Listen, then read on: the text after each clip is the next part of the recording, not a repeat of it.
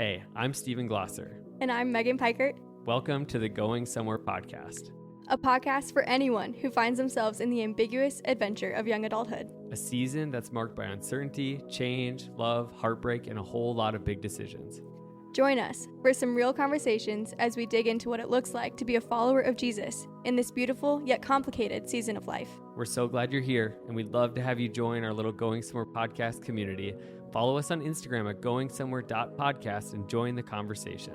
We're all going somewhere. We might as well go there together. Thanks for listening. Let's jump into today's episode.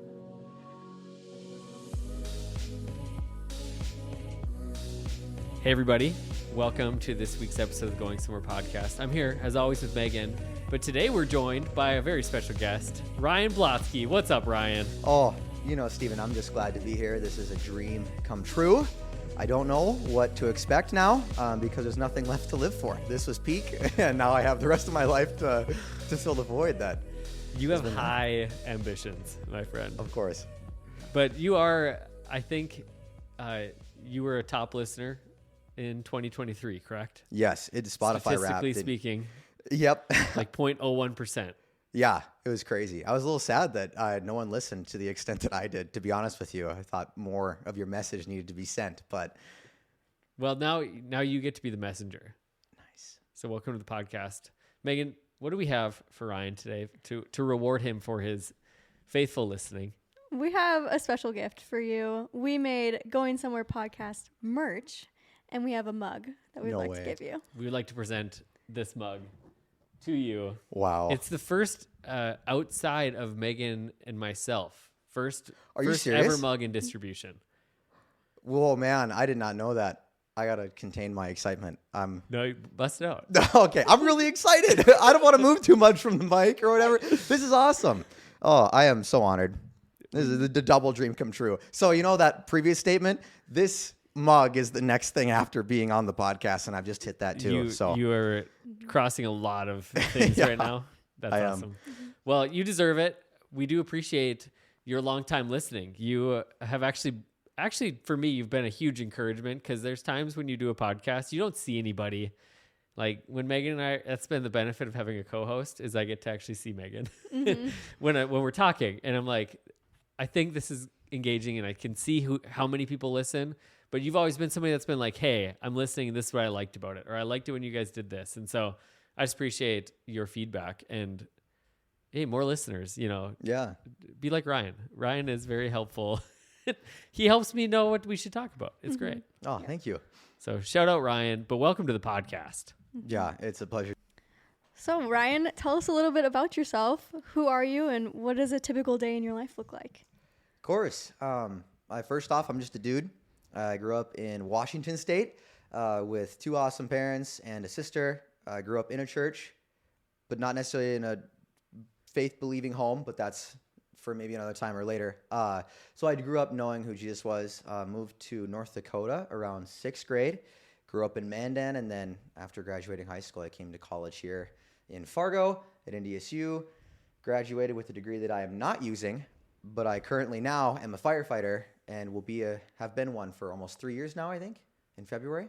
So it's flown by. 3 years. 3 years, yeah. 3 years of saving kittens from trees. All of the kittens.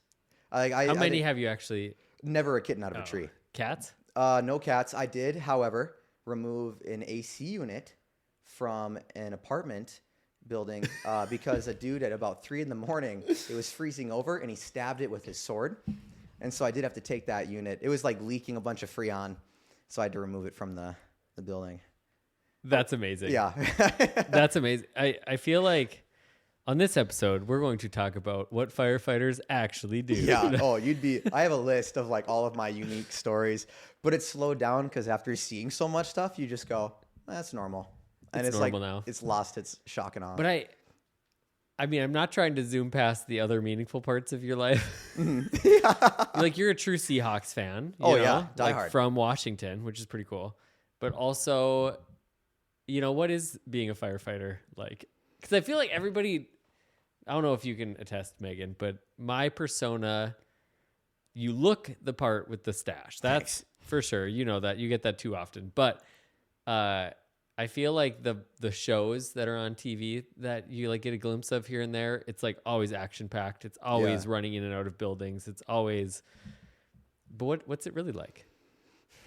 I'd say, so the big misconception, I guess, in our department's different than others. Some do look like it, but on a regular weekday, we're working 7:30 to 4:30, 5 o'clock. So we're like training. We have to get so many training hours in the year for all of our specialty teams and stuff. Doing EMS training. We're doing inspections, flushing hydrants. So we're like busy throughout the day. If it's a holiday routine though, this is kept secret. We act like we hate it. It won't be anymore. Yeah, it won't be anymore. I'm preaching it to the world. But working holidays is awesome because at least here in the city of Fargo, we have holiday routine. I'm doing air quotes for Stephen and Megan, but that's what we call it. And they'll hear it. They'll hear it in my voice. We just do nothing. We just chill. We like make food together and we just wait for calls. And so that's like the only day out of a year is a holiday. You ring Salvation Army bells? No, Oh, no. Another misconception. Actually we do. Myth That's not busted. like a regular thing. I did do it this year. Yeah, but I feel like I always see firefighters ringing bells. I don't know. I don't know why. I've never seen that before. Really? We have one day usually out of the year where we help the Salvation Army. I feel like at Shields. Firefighter Day. I feel like at Shields, I'm always seeing firefighters. Yeah. They look warm. Yeah, they try to. This last year was brutal. I was inside, cash-wise, in the entryway, so I was warm. Shields had them outside. Yeah, Shields. Like -10. Great business, but do not treat our firefighters. No, they treat us great. I didn't go on record saying that. I've heard one story of a fire that you went to with the chicken coop on fire. Oh my gosh, yeah. The great chicken coop fire of this last summer. It was, I have to be careful how I say this. So we showed up and there was a chicken coop on fire and I was driving at the time, so I got my crew's water, but I didn't know it was a chicken coop. It had gone up very quickly. We just saw that there was a fence on fire and some burned hay, and we found out it was a chicken coop because as my two firefighters were going through and like hosing down the rest of the hay, because it all is so packed, it can burn forever, you know? So we're tearing it up, hosing it down, and we have this little thermal imager that we have, and it like shows hot spots. So if things are hotter than the surrounding area, it'll appear white. And I see this giant white little circle appear on the screen, and I go, hey, there's something really hot there. You should hit that. And they move the hay to see what looks like a perfectly rotisserie chicken sitting in the middle of what's left of this coop. And it was crazy. So she did have chickens, 2 of them, and there were 2 casualties that day. Which I call dinner. Yeah. She did have 2 big dogs, and I was surprised they didn't beeline straight for the chickens afterward. But that's wild. Wild. Well, I all of that to say, thanks for what you do. You are a public servant, and I appreciate your service. I think that one thing I'm curious about is how you got there, but I think that's what we want to talk about in this episode. I think the thing about your life, when I look at it, like you've served in different ways. Fun fact, you did the Chi Alpha internship. Yeah. So you've done ministry training. You've served in ministry in a volunteer capacity. Now you're serving as a firefighter. You have a lot of other passions and desires that you have just been obedient in just kind of stepping into. But I'm also curious, just your faith journey in general. Like, when did it come alive to you? Yeah. So I'd say, like I said, I grew up in a church, but around 16, I'll try and keep it brief. I was at a youth group night, and during worship, I saw everybody engaging in worship. And up until this point, I was phenomenal in terms of following the book. I was like the rich young ruler. I was like, all right, Lord, what else do I need to do? Were you rich though? Checking all the boxes. I was not rich. Oh, okay. I was 16 and barely had enough money to get gas for the car. So you were young. I was young. I was the young ruler. No, you weren't even a ruler. You were just young. Yeah. So I was a great goody two shoes, kept my nose clean. And I would say I believe, but there was just something missing. And so during worship, I saw other people engaging in a way that I never did. Hated worship. It was just uncomfy. It's like, they're feeling stuff. I don't like this. Let's just jump around. So I didn't like Oceans by Hillsong would come on, and I'd be in the back, just kind of like grinding it out. Dry land. I don't want Oceans. I'm in the boat. You guys are down. So anyway, that night though, I saw someone who had just recently gotten saved, just like on her knees worshiping. And I was like, no, there's something I'm missing here. Like, I grew up in a great church, saw my parents, and I was engaging this way. And I was like, I think I'm missing like knowing him. And so that night I do not, at this time, was not memorizing scripture, but Jeremiah 29:13 came to my mind for some reason, which says, you will seek me and find me when you seek me with all your heart. And so that night I was like, all right, I got a car. They're going to keep this place open as long as I stay. So I'm just going to stay, and I'm not leaving until I experience like the Lord for the first time, I guess, ever with me seeking him. And thankfully he didn't take me up on that offer. It was like 5 minutes. And I was like, wow. Oh my gosh. But yeah, life's been changed forever. And so since then, like, reading scripture has been different. Worshiping's been different. Prayer's been different because there's been someone there with me as I do so. Instead of it being like just singing or studying a book, I'm like engaging with this God that I get to know more and more each day. So that was really the turning point. And so from 16 on, I guess that was a pivotal moment of my life, and had a great youth group this whole time. But I was excited to come to college here because I had heard about Chi Alpha, and I was craving like good community. My high school didn't have a ton of really solid Christians at the time. And so I'd heard my pastor, who I heavily respect, shout out to Pastor Josh Shaldall of Evangel at the time, said that he went to something called Chi Alpha in Fargo. I was planning on going somewhere warm for school, but I immediately only applied to NDSU because I didn't know Chi Alpha was national. I thought it was just this thing there. So I only applied to NDSU. I had my dorm picked out, my roommate and all that. I didn't tour or anything. I just knew I was going there because I wanted Chi Alpha for the community. That's crazy. And yeah, so I think the Lord, I'm pretty impulsive, and I think the Lord knows that. And so he's taking good care of me. We're like, but that ended up being phenomenal. So I before I went to college though in Chicago, I was on a missions trip with my youth group. I met this awesome guy named Carl Steele, who was with the Fargo youth group, and we're chilling, and he was chatting me up, and I mentioned I was going to NDSU where he went. And he said, hey, you heard about Chi Alpha? And I said, boy, have I ever. That's why I'm going there. I was undecided, by the way. I didn't have a degree or anything. I just went. And did you have books? Like, did you have clothes? Like, no, I did. Were you ready at all? I did come with items, I guess, to sustain. Okay. Oh yeah. Okay. But anyway, I met him, and he goes, all right, perfect. You're going to host my small group. And I said, okay. And so I got plugged with my small group leader there. And yeah, that was awesome. I had 5 good years without interning of just like being invested in great community. And that's the reason I'm still in Fargo, is because I've recognized how important that is. So does that kind of answer questions? Yeah, that's been it till now. And so I have this same awesome community here, and that's why I've stayed.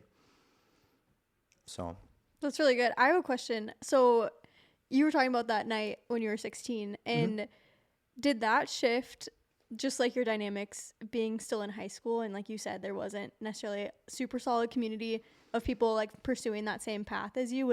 Did that cause tension, or were you like, no? No, not necessarily. Like, there was definitely this element of, I was much more walking in like conviction. So there were things I would no longer engage with, like conversationally, but I grew up being the church kid forever. So the relationships, if this is what you're asking, there was no like strain. There was no like distance that was created. I still enjoyed the people I was around a ton.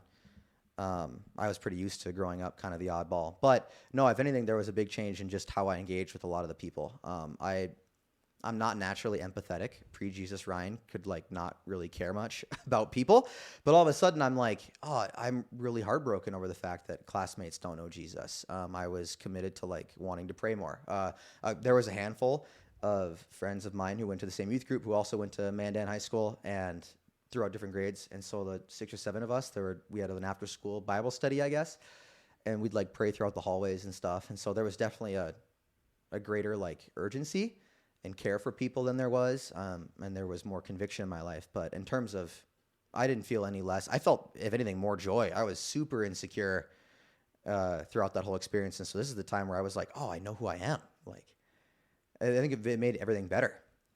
That's cool. I feel like there's a lot of, young adults even that may listen that are maybe like that college age still. And I think one of the things that I think about sometimes is keeping your faith in college. And I'm more of the belief that I'm not as worried about kids keeping their faith as much as like coming alive in their faith in college. But what was that like? And I know obviously you were a part of Chi Alpha, which is a college ministry. It's across the nation, but even beyond that, like what was it about Chi Alpha that helped you kind of foster that, really 2-year kind of new walk with the Lord and kind of fuel the fire for you.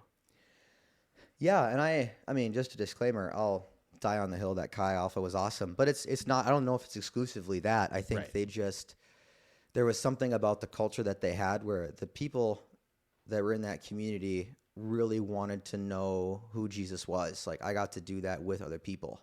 I didn't feel like I was the only one wanting more at the time. I still I'll get all choked up and stuff thinking about the friends that I have here still. They're close friends of mine who are married, some have young kids now that I all have great relationship with still from college, who I look at and I'm like, it's just so cool that they're all like genuine. Like, I know that they're all pursuing the Lord together. That's what I delight in. I have a really good buddy of mine who's in Bemidji right now named Levi, and you know him very well. He and I could not be more different in terms of interests. Yeah. At all. You know on the head exactly how different we are. But because he was pursuing Jesus, I mean, I would die for him. He's one of my closest friends. And so just the fact that like both of us, that community was filled with individuals who were pursuing Jesus with everything they had, and I got to do it with them. And then they also understood that like, this is a gift. Like, the fact that I get to do church with people, that's a gift from the Lord. Yeah. I don't have to do it alone.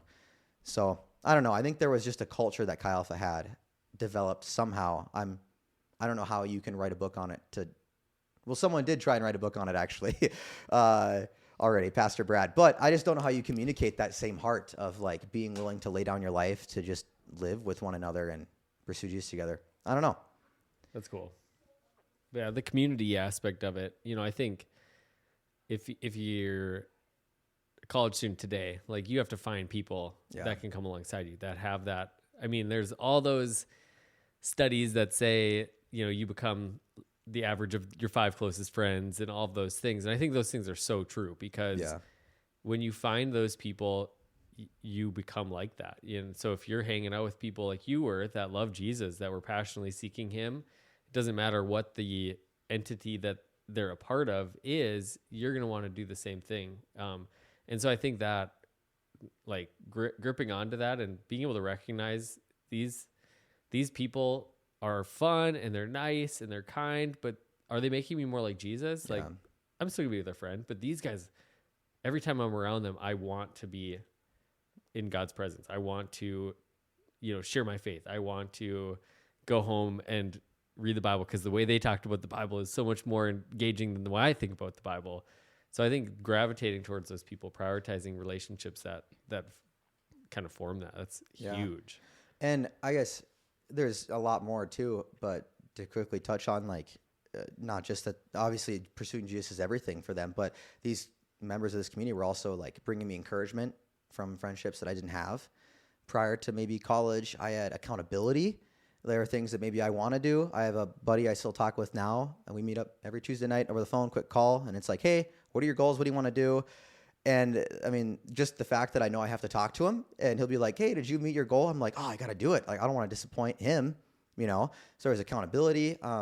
Also just the idea that I could be 100% myself. Like, for a while I had friends in high school and stuff where I just didn't know exactly what they were thinking, what they told me, like even like a compliment as something like that, where it's like, oh, do they really think that? Or like, are they being genuine when they say this or that? And so the fact that I can let my guard down and know that at face value, the friends that I have, like, they mean what they say, and I can be 100% myself. And even when I mess up, like, I'm not going to lose that friendship. Even you, this is more recent, but I ended up miscalculating how much snow to get off my car in the morning. And I showed up and I was a little late to a Sunday morning church rehearsal. And I showed up and I was like, oh, hey, like, sorry I'm late. And immediately you're like, no, like, I love you. And I was like, oh, like, that hit, just because that quick affirmation of like, hey, it doesn't matter. Like, that doesn't take away the fact that I still really value you. So it's just that kind of thing. Like, that was huge for me. I didn't feel like I had it. I don't want to cut short the friendships I had in high school, but like, I just recognized my need for that a lot more, being in a place where that was just so prevalent from everyone. So that's cool. I'm glad you didn't tell about the time that I took you out back and smacked you. No, that's cool. There's people you surround yourself with is huge. But one thing I was curious about, and I don't even know if I know this answer, what did you go to school for? I went to school for exercise science. Oh, okay. Yeah. So that was the same thing. Carl, my small group leader, went for that. So I was hanging with You're him. I was like, "Sounds this seems good." kind of fun. Yeah. I got to get a degree in something. This sounds like it'd be fun. Did you ever think like, hey, I want to use this for this purpose? Like when you were determining your major, because obviously you came to school just, Ryan just bouncing off things and just hanging out.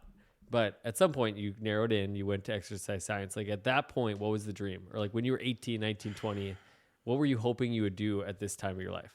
Oh boy, that is a big question. Because I don't want to make the podcast 2 hours, but I wanted to be around. So I have a huge interest in like mixed martial arts. I got that from my youth pastor, Terry Parkman. And I've always just felt led that I want to be a part of that community in any fashion that I can. And so exercise science was a very practical way to like have interests that tie very similar to that, kind of like training, but also it's a 4-year degree that I can fall back on. But for a while, the ultimate dream in my last semester of college is I was applying for a spring internship to finish off my year. And this is actually kind of a wild story. So I was applying to 2 places again. I got to be better at like fallbacks. But I was just like, these are the 2 places I'll start with. There was a place in town called Sanford Power, which is now at that sports complex we were talking about earlier today. And they had a paid internship that looked kind of fun, working with athletes. But then my dream internship popped up. The UFC in end of 2019, beginning of 2020, I believe they had a sports, like their Performance Sports Institute or whatever, that popped up in Vegas. And it was a place where fighters from all around the world, if they're away from their gyms, they can come, they can use this place with resources or whatever to train, and they had an internship for a little strength and conditioning internship or whatever. And my job would have been to show up, hang out, like learn how to train fighters and like give them nutrition advice. And just the way that people nerd out about like football or basketball or whatever, this is me with like the UFC world. So this is a dream come true. So, and I'd get paid for it. A lot of the internships in that exercise science field are all unpaid. So I was like, you're telling me I can go to Vegas and like hang around a bunch of like athletes that I just adore? That sounds kick butt. Can you say you adore a UFC fighter? Like, is that legal to say that, or would they kick Maybe you? adore is a strong word, but I very highly, I do like them a lot. I think they're so cool. So what happened? So I applied to both these things, and I've had this habit where I think this was the case for this too, but I have to be careful because Gideon was not necessarily looked upon super positively with his fleece blankets. But there have been a couple times where I've applied for certain jobs, for example, and I'll be like, all right, Lord, like I just trust, like if there is a best option, I would love to know it. I get that sometimes he can have multiple yeses to stuff and he'll work with whatever. Like I'm not forced to live one path. And then if I like stray away, he's like, that's it. You messed up. This is irredeemable. So anyway, I was praying though, and I said, if there's a right, like whatever job you offer to me first, I'll just assume is like the best, or maybe they're both duds and I got to apply elsewhere. But so as I was praying, I got the Sanford Power internship probably like a month or 2 after I applied, but the UFC one hadn't come back as a no. But I accepted it in good faith, following my promise I had made, and it was phenomenal, great experience. Because go to find out, the one with the UFC, I got a no in like January, so the semester had started. The application had been out for 4 months. So I would like to think, to boost my ego a bit, that I was making it far enough in the process and I just got rejected. It could have just sat on a table though and they forgot about me. That also is very possible. But in terms of like praying for things, and I don't know, that was obviously my ask. I'm a big fan of asking bluntly. What am I going to hide my desires from the Lord? So I was asking him for the loaf of bread that Jesus talked about. If a kiddo asks for a loaf of bread to their father, he's not going to give him a stone. Like how much more would, So I asked very bluntly, I was like, Lord, this would be awesome. Give me this internship, please. And then it didn't happen. But I was like, okay, I just trust that this is best. Go to find out. That's when COVID hit in February. I would have been sent back sad and alone. And I think they were just wrapping up this like grasshopper swarm that went through Vegas at the time too. Like the streets were just covered with like you'd see mosquitoes on a lake. And so I'd have been sad and alone and I was surrounded by grasshoppers in Vegas, and I wouldn't have been able to do my internship period. But when I was at Sanford Power, that's where the firefighters all went through for their annual physical.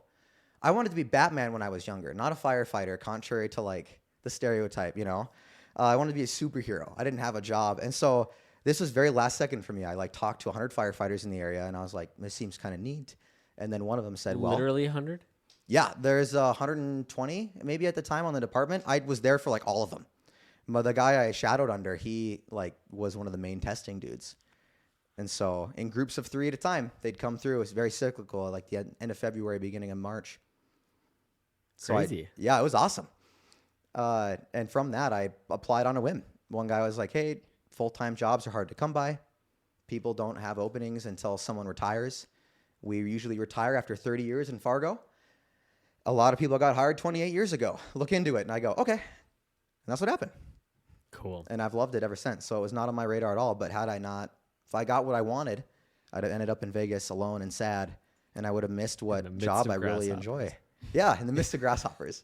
So the Lord worked that out for my good, which is awesome. That's awesome. So how did the Chi Alpha internship play into all of that? So you did your internship and then you had the firefighter thing, but there was a gap year, right, between that of Chi Alpha? Yes. Yeah, that's a great question too. I forgot about that. So I had the internship, talked to all the firefighters, and I said, well, if it's the Lord's will, it'll work out. And then I already promised to do the Chi internship, and I was dead set. Whether or not I used it for ministry or I went into the marketplace, I was like, I have no regrets about giving back a year to an organization that was super influential for me and grew me a ton. And so I did that, and then I was just going to wait. There's a long-standing trend in my life of just not knowing and being like, okay. And so I waited, and then an application opened up when I was, that following year, an interim youth director for Northview. And so actually right before youth convention, I was still the full-time pastor. I went and tested for the fire department. We had a written test and then a physical, and then we left here Thursday at like noon to get the kids on the van. I was there at like 9 in the morning. And so there's a group of like 70 of us in this classroom, and it was first come, first serve. So I flew through this test hoping I'd get a high enough grade so that way I could go do the physical and pass that, so then I could go home, shower quick, and then get to the church in time to go to youth convention that weekend. And then I came back, and that Monday I interviewed, and then that's awesome. That's how the process went. Yeah. I feel like I just want to touch on your youth pastor days. Oh yeah. I remember, you probably remember this, but so if you don't know Ryan is one of the most fun-loving people. You've probably picked up on that on the podcast. He's very fun. He's very engaging and exciting. But I remember it was around camp time, and one of the moms called me, and she's like, I don't know what's going on with camp. and she's like, there's something about a lice check, but nobody knows anything. And so I called you like late one night, like it was late the night before you're going to camp. And I was like, do you have a plan for the lice check? Do you have a plan? And you're like, what? No, that's a great idea. I just loved that part of you were like so good with the kid. Like kids love you, but I don't think you loved the organizational side of that. Yes. As a side note, I love the idea of like ministering, but the ministry is full of admin stuff that does not bring life to my heart. Also, she didn't know because, to be fair, I also didn't know. I kind of got these forms, and I was like, lice check? Oh, hopefully the past parents know. Like, I'll send out the little form. I think it was just hey, I don't know. The issue is do we do the lice check here or at the camp? And they did it at the camp, but I also had to walk through on my own accord everyone's head, checking for lice on my own before we left. So that's how that manifested. That's amazing. I feel like from the outside, and even from a friend standpoint, you seem like you thrive on uncertainty. Like you seem like you enjoy ambiguity of like, I don't know what's next. You know, like you just seem very good on the fly, like good on your feet, both in like personal setting, but also in life. Is that true? I've grown to be better with it. By nature, I really love having control or a knowledge of what's to come. But there's just been so many times where God has like made it very clear that even if I don't have the answers or, you know, what's going to happen with the youth thing, like I was slated to do 3 months of interim, and then we didn't have anybody to fill in after that. And so there was, I was like, I'll volunteer as much as I can. Like I would love to be in the marketplace. So I did both for a while until Pastor Mark and Danielle I'm pretty sure came. I asked you because they were willing to pay you in that period. And I asked you like, why don't you just want to, do you remember what you said? No, if you do, I don't know. I don't remember what I said. I think you're like, I feel like if I'm not paid, I don't have to be as good at like the admin stuff. I do. I definitely didn't deserve. I definitely you didn't were feel very like, again. I just want to reiterate, like you with the kids and like spiritual empowerment. You were awesome at that. But I remember you saying something along the lines of like, if I don't get paid, they can't hold me to a high standard. that might be it. I don't just feel a like I volunteer. deserved it. Yeah. To be honest. But yeah, so I don't know but yeah, that was an unknown time. And I don't know. I would love to know everything all the time. That'd be awesome. But there's just been so much that God has done already to prove to me that like, it doesn't necessarily matter what I know, because I've just had so many times where he's proven himself good and he's proven himself able. And so no matter what happens, like, I know that I'm loved. I know that he's good. He cares about me. Even when I don't get what I want and I don't go to Vegas, like his no's, hindsight is 2020 very quickly. I realized, oh, this is why he said no. Like, but even when I don't know that, or things go on longer than I thought or whatever, like he cares about me and he's going to work it out because for my best interest or what he views as best. And so I've grown to like it, if that makes sense. A lot of trust has been built and developed. That's cool. That's awesome. What was your transition like into the workplace from being in college, and just that transition, like moving out of kind of just like the young adult college experience? The bridge Yeah. into adulthood. I was very fortunate because I ended up having a small group that I had started through the church with a gentleman by the name of Aaron Dwyer. And so I had like community already kind of set up. I feel like that's the biggest hurdle, is going from, for a while, even after I left the internship with Kai, I was like, oh, what do I do now? Like Kai was everything. This is awesome. Am I going to miss this?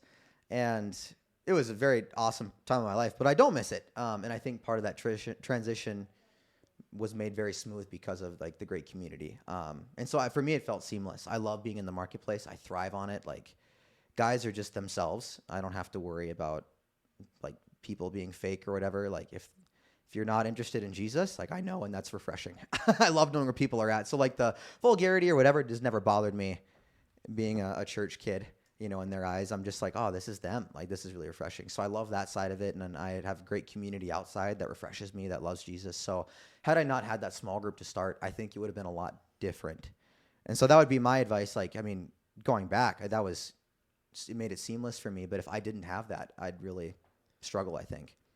Well, what's that dynamic like of being in a, secular environment, and I think the thing that some people don't realize about firefighters, you're with a group of guys. Like I mean, there's some transition between, but you're mainly working with a group for a longer period of time, you're sleeping in the same place, like you're doing meals, like all that stuff. So how do you kind of live out your faith in that, whether it's sharing your faith, but I think there's so much more to living your faith and being a Christian in the workplace than just sharing it. But how do you do that? Yeah, I wrestled with that for a while because I thought that words were going to do it. And to be fair too, like, I wouldn't do everything that a lot of my coworkers would do or maybe endorse, but they're all like awesome. Like it's not like conversations about Jesus can't happen necessarily.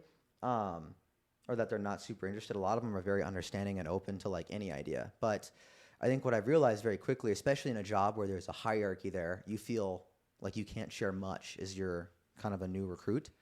That first probationary year, I think the old attitude, it's changed a lot, but the old attitude was like, just don't really say much until you're off probation.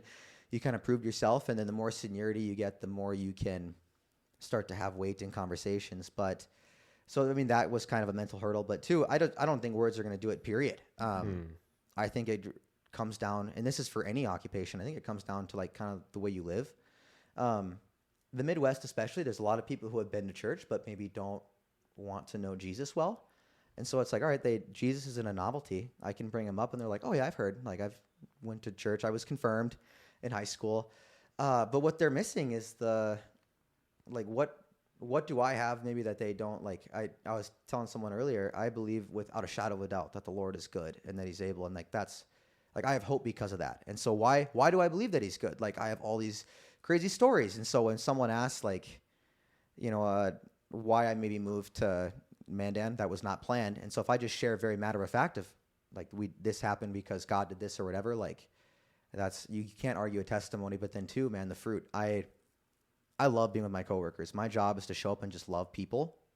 Like that's all the Lord's commissioned me to do.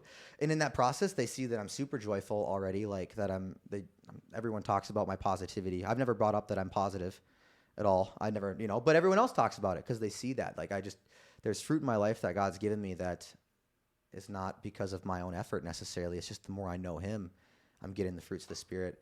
And so I think the way I live my life is a much greater example in the workplace, which is refreshing for me. It's not on me at all. I just have to trust that he's going to open up doors. And if there's questions asked, I can answer them. But people notice the way I live a lot more than they do anything I say. There's a gentleman who will talk about positivity a lot, but I don't know how many other people have called him positive outside of like himself. I just think there's something lacking there. And so I don't know. It's been really cool. I think I've had a lot of favor in that job more than I deserve. And so, yeah, I don't know. I don't want to ramble, but to, I guess, conclude my encouragement for anybody going into the workplace is like, just don't put so much weight on what you're going to say or what you're going to do, because your actions are going to be much more important. And you look at guys like Daniel or Joseph. Daniel worked for the king of Babylon, Joseph for the king of Egypt. Like they're number twos in crazy secular environments. Those governments were not honoring the Lord. But they, one, didn't compromise. And two, it's not like they were maybe going around preaching, forced preaching, but change happened in those cultures. And the leaders saw the hand of favor that was over them. And I think ministering happened in a sense, like witnessing happened just by the way they lived their lives, And so I just think you have to swap your mindset in college. Everything happens so quick. I think the workplace is just more of a long game, especially with guys that are exposed to church growing up. What do I have that they don't? It's that joy. If I'm going through a tough time or whatever, like a sickness in the family or something, and I'm still operating like with that same peace and joy that God's given me, not that I don't grieve, but there's still that fruit there. I mean, they notice that, when I have hope. I can talk about death. That does come up often enough at the stations, just because that's something we encounter a lot. But the idea that like a Christian can not necessarily fear what's going to happen after death, that's huge. We have this hope that I don't think we tap into nearly enough as believers at times, that the other people don't have. I brought that up. I was like, we should probably think about it more often, to be honest, because if we realized how short our time was on earth, we'd be more intentional with it. And then someone went, yeah, but isn't that depressing? And I went, you're right. If you don't know Jesus, that sounds awful. Like I forget that we have that privilege. So does that kind of answer your question? I think there's just so much fruit that we just radiate. Like they're the intangibles sometimes. There's testimonies, but the intangibles that I can't speak with words, the joy that I have. Like people notice that. So you can't see Ryan right now, but he's doing an Italian hand when he's saying intangibles. He's doing the intangibles. I think when I'm, as we're kind of landing this episode, this has been so much fun. I just think, you're a great example, one of you live your values and joy and positivity. Like I think what your coworkers see in you is who you are, is you don't have to put on a face. And I think if you have to put on a face to go into your workplace, if like I have to act Christian today, like I have to act the part, you're going to struggle because you're going to get caught off guard. You're not going to respond the way, but when you can go in and just authentically carry that with you, then the low moments, people give grace to those, and you were able to say, hey, that isn't me, and so I think that's just really cool. And I think there's a lot of young adults that are listening to this and that are coming to the end of college, or they've been at the end of college and they're like, now what?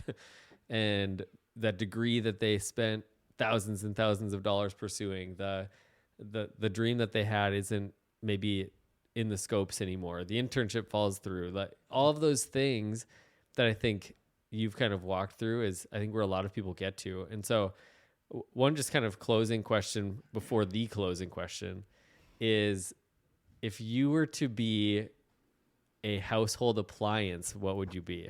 Oh man. You told us this earlier. That's why I thought you were going to say it earlier. So I'm trying to set you up now. No way.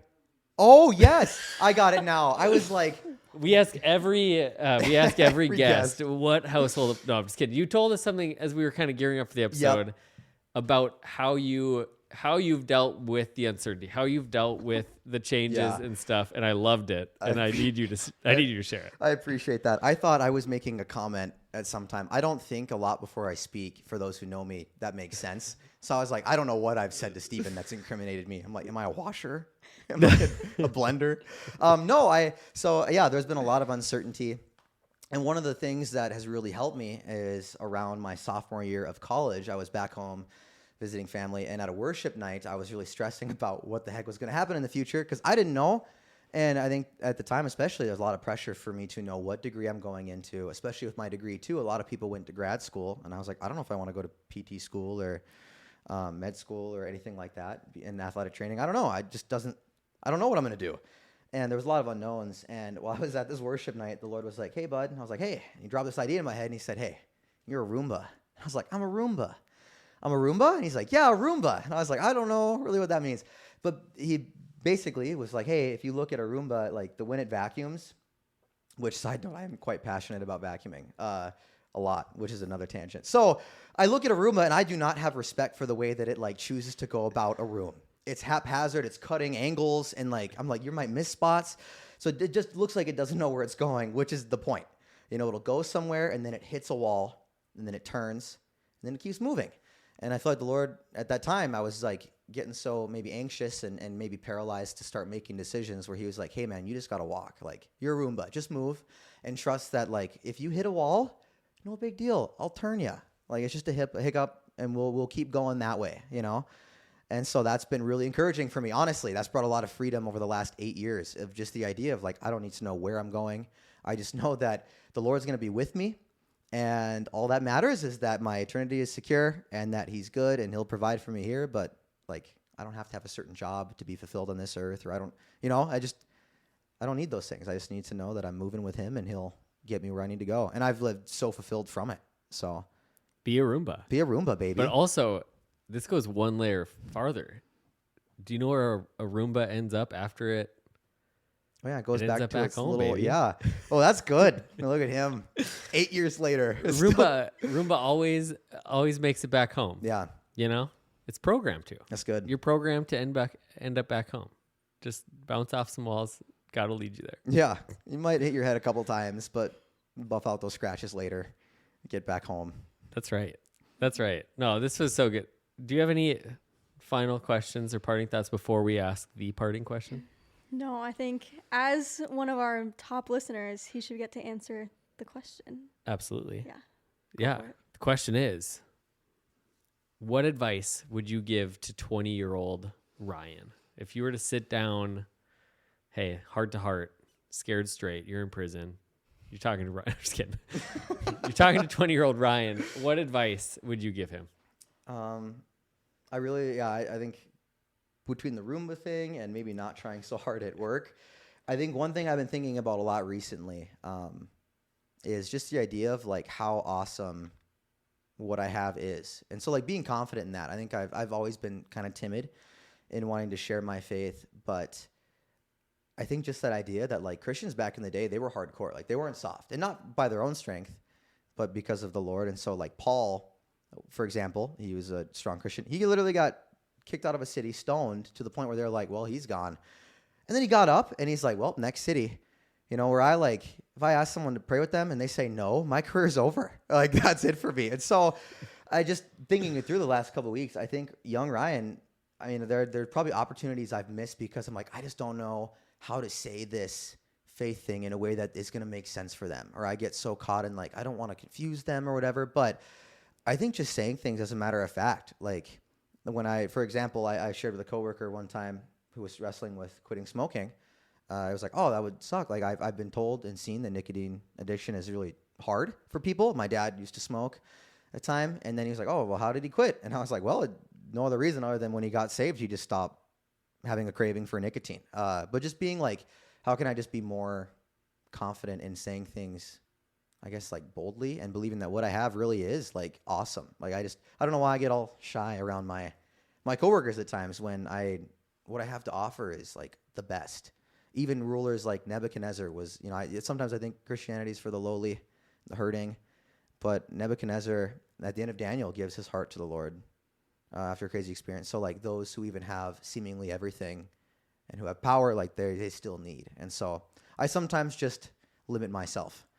So that'd be my advice, is like, just don't be afraid. Just be blunt and you'll be fine. You know, what you have really is awesome. And it's going to be more awesome for people if you share it with passion and don't hinder yourself.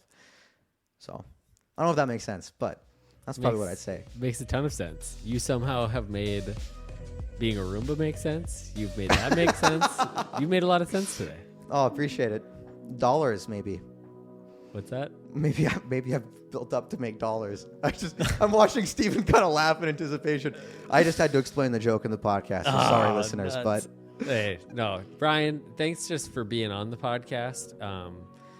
For just being somebody that I want, you know, my young adult friends, people that are on this journey and trying to be more like Jesus. You are a great example. And so I just appreciate you, Ryan. And so thanks for being on the pod. You are an official guest on the Going Somewhere podcast and the owner of the first public Going Somewhere mug. Let's not forget that. So congratulations. I appreciate it. It was such a joy to be on here. So thanks for having me. Dream come true. Honestly. Well, mine as well, my friend. Mine as well. Love you. And thanks so much for listening, everybody. Hey everyone, we hope you enjoyed listening to the Going Somewhere podcast. We had so much fun getting to chat with Ryan, get to hear his journey through a young adulthood. My big takeaway this week was just getting to hear how we don't need a definitive answer from the Lord, but we know that he has our best in mind, that he has good plans for us. And so I'm holding on to that truth this week. But we'd love to hear your takeaways, your thoughts on the episode. So leave a comment, subscribe, or head to goingsomewhere.podcast on Instagram. We'd love to hear your thoughts there as well. This is a podcast put on by Northview Church, and we'd love to see you at Rhythm Conference in just a few weeks. Thanks, guys.